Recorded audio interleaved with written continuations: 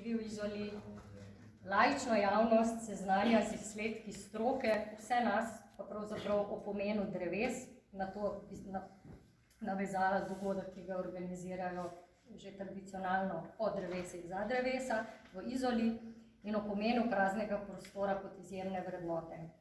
Na lokalnem nivoju sodelujejo v postopkih urejanja prostora, na mednarodni strateški ravni pa skupaj z Bavarsko v imenu Zavoda Republike Slovenije za varstvo narave vodi akcijsko skupino za ekološko povezanost in zeleno infrastrukturo v okviru makroregionalne alpske regije.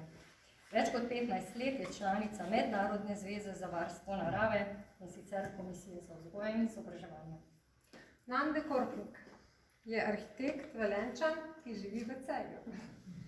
Poleg projektiranja predava na katedri za arhitekturo in prostor Univerze Maribor. Za svoje realizirane projekte je prejel več najvišjih slovenskih in evropskih nagrad. Naj izpostavimo samo zadnja, skupaj z drugimi nagrado Evropske unije za kulturno dediščino, za paviljon za prezentacijo arheologije v Celju, kar je bilo omenjeno že pri gospe Danijeli Prišnik.